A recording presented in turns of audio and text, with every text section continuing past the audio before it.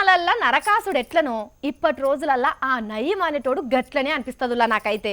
దేవతలు మునులు ఋషులు అనే తేడా లేనే లేదు. అన్ని లోకాలను ఆగమాగం చేస్తుంటాడు నరకాసుడు.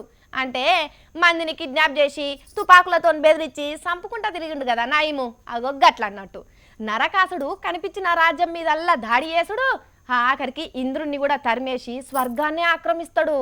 అంటే నయీం వారి భూముల దందా లెక్క అన్నట్టు. కన్ను వడ్డదంటే చాలు కబ్జా కావాల్సిందే, ఎంతటోళ్ళ భూమి అయినా సరే హాం పట్టే. అసొంటి పరిస్థితులల్లా కిట్ట పరమాత్ముడు సత్యభామ పోయి బాణాలేసి చంపుతారు.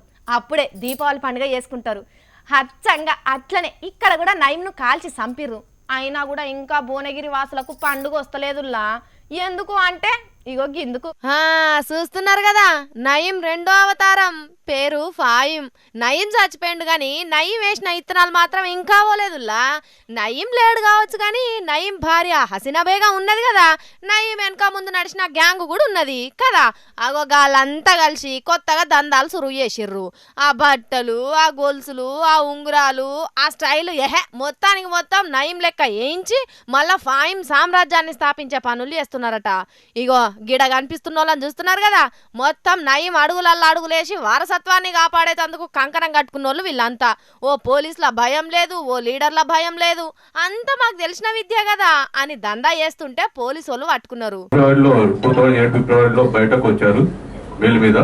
వచ్చిన తర్వాత వాళ్ళు మళ్ళీ కొద్ది రోజులు సైలెంట్ గా ఉండి తర్వాత మళ్ళీ వాళ్ళు ఒక ప్లాన్ చేసుకున్నారు.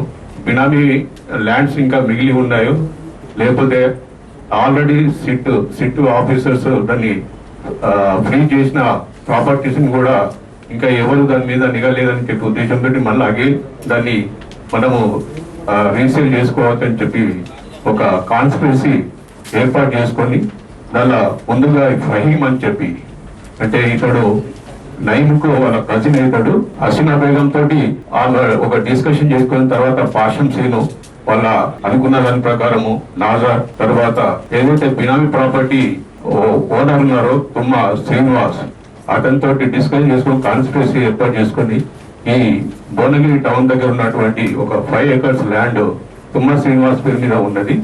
దాన్ని వాళ్ళు ప్లాన్ చేసి మళ్ళీ దాన్ని సేల్ చేయాలనుకున్నారు. అట్లనే దాన్ని చూసిర్రా, అగో వాళ్ళ గురించి చెప్తుంటే పోలీస్ సార్కే నాలుగు ఎండిపోతున్నది. అంటే వాళ్ళ వ్యవహారాలు ఎట్లా నడుస్తున్నాయో చూడుర్రి. అగో ఎన్ని పైసలు పట్టుబడ్డాయో చూడుర్రి. కొత్త కొత్త కార్లు కరుకు నోట్లతోని ఆఫీసర్లను కూడా బుట్టలేసుకుంటున్నారట. లచ్చలకు లచ్చలు చేతులు పెట్టి దొంగ రిజిస్ట్రేషన్లు కూడా చేపిస్తున్నారట. మరి ఇప్పుడైతే వాళ్ళని అరెస్ట్ చేసిర్రు. మరి ఇంకా బయట ఉన్న నయీం గ్యాంగ్ ఎంతమంది ఉన్నారో వాళ్ళంతా ఎన్నడు పోతారో, భువనగిరి పబ్లిక్ నిజమైన దీపావళి పండుగ ఎప్పుడు వస్తుందో ఏందో అని బాధపడుతున్నారు పబ్లిక్. అయ్యా పోలీసులు, మరి మీ భయం ఎందుకు పోతున్నదో మీరే ఆలోచన చేసుకోండి.